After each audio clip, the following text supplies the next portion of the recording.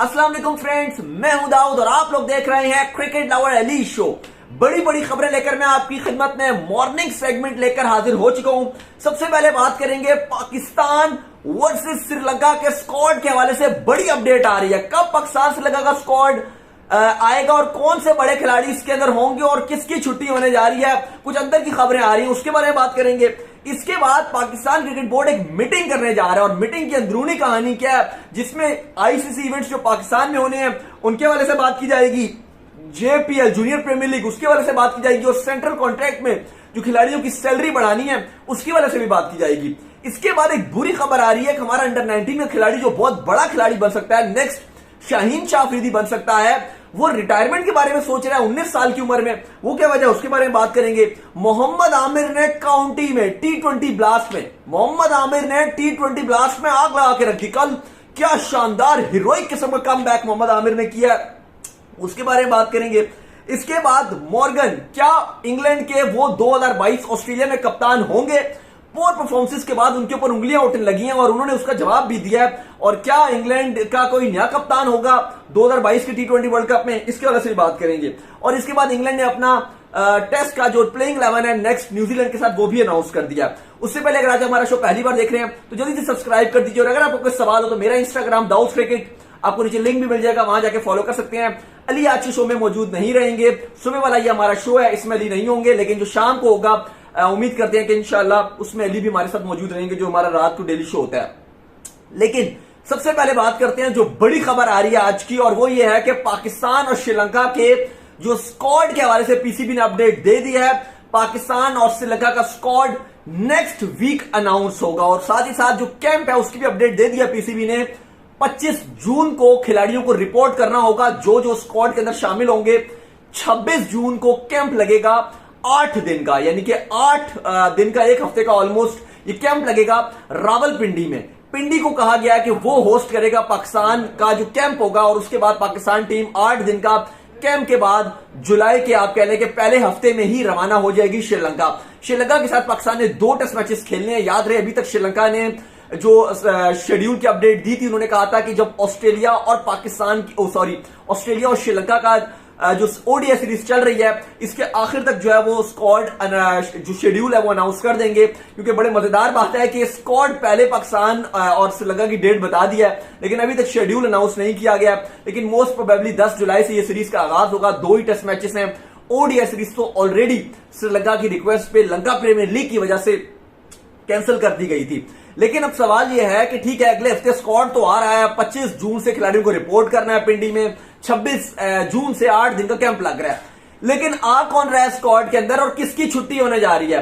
तो भाईजान बड़ी खबर आ रही है कि श्रीलंका में, क्योंकि आपको पता है स्लो विकेट्स होती हैं और श्रीलंका का स्पिन अटैक बहुत मजबूत है और पाकिस्तान के ऊपर श्रीलंका जो हमला करेगा वो अपने स्पिन से हमला करेगा। तो पाकिस्तान ने भी अपनी कमर कस ली है, क्योंकि हमारे जो नुमान है या साजिद है ऑस्ट्रेलिया के अगेंस्ट दोनों ही बहुत बुरी तरीके से फेल हुए थे और उस तरह की उनकी बॉलिंग दोनों की अच्छी जो बॉलिंग देखने को नहीं मिली। तो यासिर शाह का कमबैक होने जा रहा है भाईजान। टेस्ट जो स्क्वाड है पाकिस्तान का अगेंस्ट श्रीलंका, उसमें यासिर शाह की एंट्री होने जा रही है। यह बड़ी खबर है। शान मसूद बरल स्क्वाड में तो आपको पता है पहले भी थे और वो अभी भी होंगे। साथ ही साथ जो आबिद अली का नाम पहले कहा जा रहा था कि शायद आबिद अली को मौका मिले श्रीलंका जाने का, लेकिन अभी खबरें आ रही हैं कि आबिद अली को स्टिल कहा गया कि आप अभी और प्रैक्टिस कीजिए और अभी काम कीजिए। अब्दुल्ला शफीक, इमाम दोनों फॉर्म में है, दोनों टेस्ट में खूब रन बना रहे हैं। इमाम तो खैर ओडीआई में बना रहे हैं और शान मसूद ऑलरेडी बेंच में बैठे हुए हैं, तो वो जाएंगे साथ। तो शान मसूद तीसरे ओपनर होंगे, जबकि जो 2 खिलाड़ी हैं वो आपके इमाम और अब्दुल्ला शफीक ही होंगे। बाकी से ज्यादा तब्दीलियां नहीं की गई हैं, लेकिन जो स्पिन डिपार्टमेंट है उसको मजबूत रखा जाएगा। नवाज भी साथ स्क्वाड के जाएंगे, ट्रैवल करेंगे, वो भी होंगे। मोहम्मद नवाज के अलावा साजिद होंगे, नुमान होंगे और यासिर शाह की स्क्वाड में जो कम बैक होगा। तो ये बड़ी खबर है। अब्बास के साथ भी कहा जा रहा है कि उनको भी स्क्वाड में शामिल किया जाएगा। हारिस रऊफ को ऑस्ट्रेलिया के अगेंस्ट स्क्वाड में रखा गया था, लेकिन अब कहा जा रहा है कि उनको नहीं रखा जाएगा, क्योंकि डायरेक्ट रमीज राजा की इंटरफेरेंस थी, जिसमें रमीज राजा चाहते हैं कि अभी हारिस रऊफ को वाइड बॉल पे ही थोड़ा फोकस रखा जाए ताकि वो अपनी पेस के साथ अपनी लाइन और लेंथ पर भी काम करें।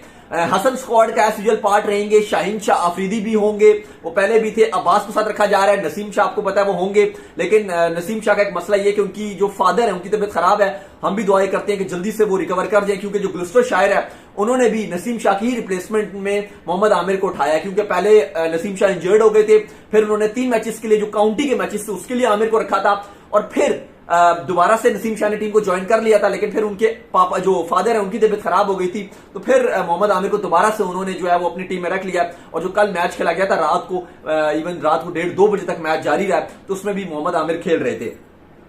लेकिन जो ये कुछ तब्दीलियां थी जो मैंने आपको बता दी कि यासिर शाह की स्क्वाड में वापस हो रही है, क्योंकि बड़ा इंपॉर्टेंट है, WTC का ये पार्ट है और यासिर शाह का जरूरत भी रहेगी। और इवन हमने देखा था कि जब पाकिस्तान कप चल रहा था तो बड़ी जबरदस्त किस्म की बॉलिंग कर रहे थे यासिर शाह, इसलिए वो फिट भी है तो दोबारा आ रहे हैं। इसके बाद जो नेक्स्ट खबर आ रही है वो आ रही है पाकिस्तान क्रिकेट बोर्ड की एक बहुत बड़ी मीटिंग होने जा रही है। उसके अंदर पाकिस्तान क्रिकेट बोर्ड बड़ी बड़ी तैयारियां करने जा रहा है। सबसे पहले जो मीटिंग का एजेंडा है उसमें 2-3 चीजें रखी गई हैं। एक तो जो पाकिस्तान बड़े ICC इवेंट्स होस्ट कर रहा है, स्पेशली चैंपियंस ट्रॉफी होस्ट कर रहा है, एशिया कप होस्ट कर रहा है, 2023 का जो एशिया कप है उसके हवाले से प्रॉपर तौर पर पाकिस्तान क्रिकेट बोर्ड अपनी स्ट्रेटेजी बना रहा है कि हम किस तरीके से होस्ट करेंगे, क्या क्या इंतजाम करने बाकी हैं। एक ऑलरेडी पाकिस्तान क्रिकेट बोर्ड ने एक कमेटी तो बना दी थी जिसमें एक जावेद भी थे और एक साहिब और भी थे, लेकिन अब प्रॉपर तौर पर प्लानिंग की जा रही है। इसके अलावा जो सेंट्रल कॉन्ट्रैक्ट में 30% खिलाड़ियों की जो तनख्वाहें हैं वो बढ़ाने का फैसला कर लिया गया, और इस मीटिंग के अंदर उसमें आप कह लें कि टिक किया जाएगा, यानी कि उसमें साइन कर दिया जाएगा, एग्री कर दिया जाएगा कि 30% खिलाड़ियों की जो सैलरी है वो बढ़ाई जा रही है। लाल बॉल यानी कि टेस्ट क्रिकेट और व्हाइट बॉल का अलग अलग सेंट्रल कॉन्ट्रैक्ट होने जा रहा है। रिजवान हो गए, बाबर हो गए, शाहीन हो गए, ये तो एक कैटेगरी में होंगे और तीनों सबसे ज्यादा महाना कमाएंगे। ऑलमोस्ट कहा जा रहा है कि 15 लाख रुपए से भी ज्यादा ये महाना कमाएंगे। बाबर हो गए, रिजवान, शाहीन के 15 लाख से भी ज्यादा कमाएंगे। एक कैटेगरी A+ कैटेगरी में होंगे। फिर बाकी भी जो आपके काफी सारे खिलाड़ी हैं, खुद दिलशाह, इफ्तिखार, ये सब भी रहेंगे। धानी हो गए, ये सब भी, इन सबको भी सेंट्रल कॉन्ट्रैक्ट मिलेगा। मोहम्मद हारिस जो ODI में जिनको चांस मिला था उनको भी रखा जाएगा सेंट्रल कॉन्ट्रैक्ट में। तो काफी सारे यंग बच्चे जो हैं उनको सेंट्रल कॉन्ट्रैक्ट में PCB रखेगा। साथ ही साथ जूनियर प्रीमियर लीग जो है उसकी प्रॉपर तौर पर जो उसका ऑक्शन करवाना है, जो बिडिंग करवानी है, आप कह रहे हैं कि जो टीम्स बेचनी है उसके वाले से भी बात की जाएगी। क्योंकि पहले फ्रेंचाइजीज चाह रही थी, जो PSL की फ्रेंचाइजीज हैं वो चाह रही थी कि जूनियर प्रीमियर लीग उनको फ्री में दे दी जाए, लेकिन पाकिस्तान क्रिकेट बोर्ड ने डिसाइड किया कि नहीं, हम उसको किसी ना एक अमाउंट रखेंगे, शायद 8 या 10 करोड़ एक अमाउंट रखेंगे, और उसके अंदर जो है वो एक टेंडर भरा जाएगा या बिड होगी, और उसके तहत जो है वो टीम्स बेची जाएंगी, जो 6 टीम्स होंगी जूनियर प्रीमियर लीग में।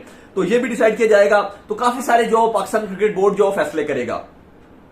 चले इसके बाद आ जाते हैं मोहम्मद आमिर के हवाले से। कल मैच खेला गया समरसेट का और ग्लुस्टरशायर का, और वहां पर मोहम्मद आमिर छा गए। मोहम्मद आमिर ने हीरोइक किस्म का T20 में कमबैक किया। याद रहे मोहम्मद आमिर PSL में भी नहीं खेल रहे थे, इंजरी हो गई थी। सबसे पहले आपको हमने खबर भी यही दी थी कि मोहम्मद आमिर PSL से बाहर हो गए थे, और फिर हमने कराची किंग्स की परफॉर्मेंस देख ली।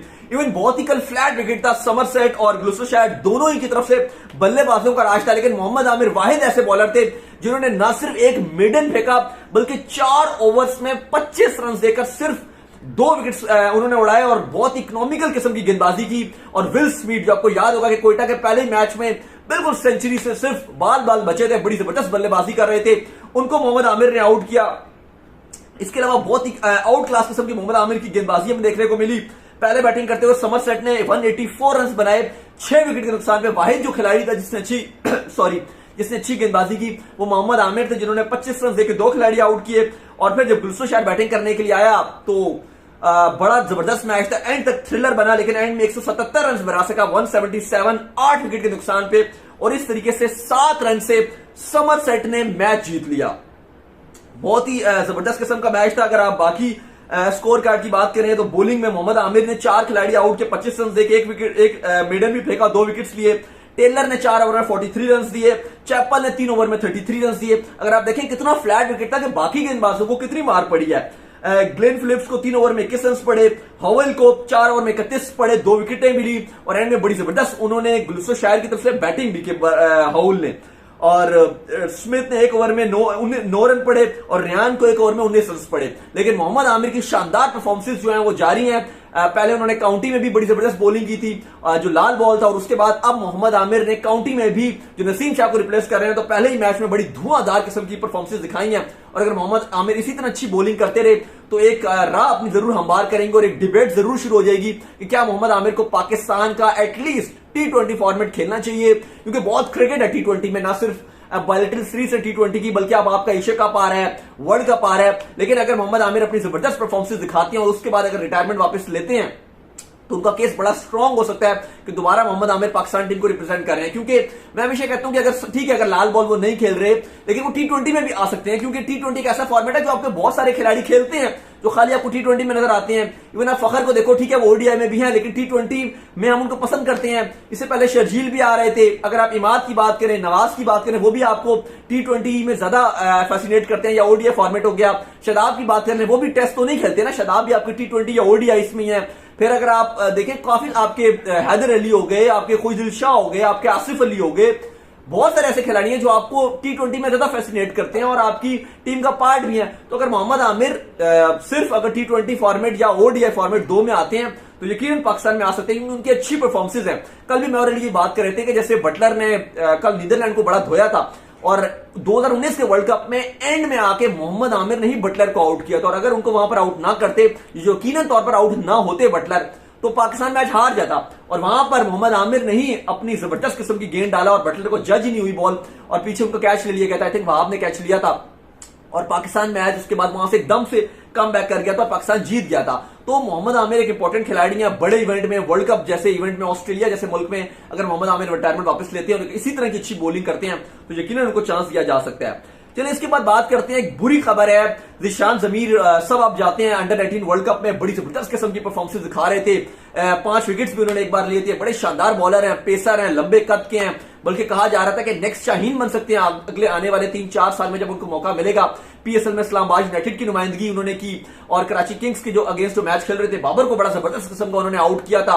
बुरी खबर यह है कि वो रिटायरमेंट का सोच रहे हैं। भाई उनकी उम्र ही क्या, 19-20 साल टोटल उनकी उम्र है और वो रिटायरमेंट का सोच रहे हैं। वजह यह बन रही है कि उनके फाइनेंशियल हालात बहुत खराब है, उनकी मदर की तबीयत खराब है। रहते वो कराची में हैं और कराची की डिस्ट्रिक्ट को ही रिप्रेजेंट करते हैं, लेकिन बेसिकली हैं वो KPK से।